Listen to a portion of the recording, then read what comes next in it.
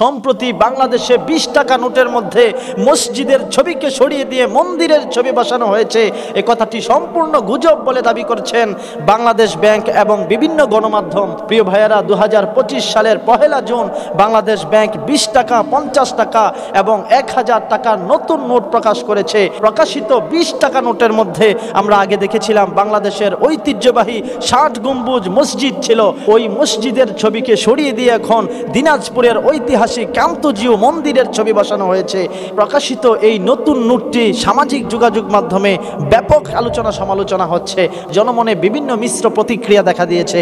অনেকেই বলছেন যে এটা ইসলামকে ছোট করা হয়েছে, বাংলাদেশের মুসলমানকে অপমান করা হয়েছে। যেখানে একটি মসজিদের ছবি ছিল সেখানে মসজিদের ছবিটিকে কেন সরিয়ে দিয়ে মন্দিরের ছবি বসানো হলো? আমরা দেখেছি ২০০ টাকা নোটের মধ্যে আপনারা প্রথমে মুসলমানের ছবি, এরপরে হিন্দু বৌদ্ধ খ্রিস্টানের ছবি দিয়েছেন। ওই নোট নিয়ে মুসলমানরা কোনো প্রতিবাদ করে নাই। কেন করবে? মুসলমান হিন্দু বৌদ্ধ খ্রিস্টান মিলে আমাদের দেশ। আপনি ২০০ টাকা নোটের মধ্যে আপনি মুসলমান হিন্দু বৌদ্ধ খ্রিস্টানের ছবি দিয়েছেন, এতে কোনো সমস্যা নেই। কিন্তু একটা মসজিদ থাকা নোটের মধ্যে কেন মসজিদকে সরিয়ে দিয়ে মন্দির বসানো হলো, এটা নিয়ে মুসলমান জানতে চায়। অবশ্যই এতে বড় কোনো ষড়যন্ত্র রয়েছে, ইসলামকে খাটো করা হয়েছে। এটাকে যতই গুজব বলে দাবি করুক, আমি দায়িত্ব নিয়ে চ্যালেঞ্জ নিয়ে বলতে পারি এটা কোনো গুজব নয়, এটা সত্য। মসজিদের ছবিকে উঠিয়ে দিয়ে মন্দিরের ছবি বসানো হয়েছে, এটা বাস্তব এবং সত্য কথা।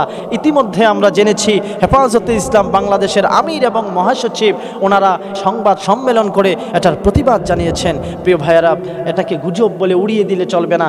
আমরা দেখব চিরেই এটা মার্কেটে আসছে। প্রিয় ভাইয়েরা, নতুন এই নোটগুলোতে কোনো মানুষের ছবি রাখা হয় নাই। এজন্য আমরা সরকারকে সাধুবাদ জানাই যে কোনো মানুষের ছবি, কোনো মূর্তির ছবি হয়তো এই নতুন টাকায় থাকবে না, আমরা আশাবাদী। কিন্তু আপনারা ইচ্ছাকৃতভাবে পরিকল্পিতভাবে মসজিদের ছবিকে উঠিয়ে দিয়ে আপনারা মন্দিরের ছবি বসিয়ে কি বোঝাতে চান? একটি শান্ত রাষ্ট্রকে আপনারা কেন উগ্র করতে চান?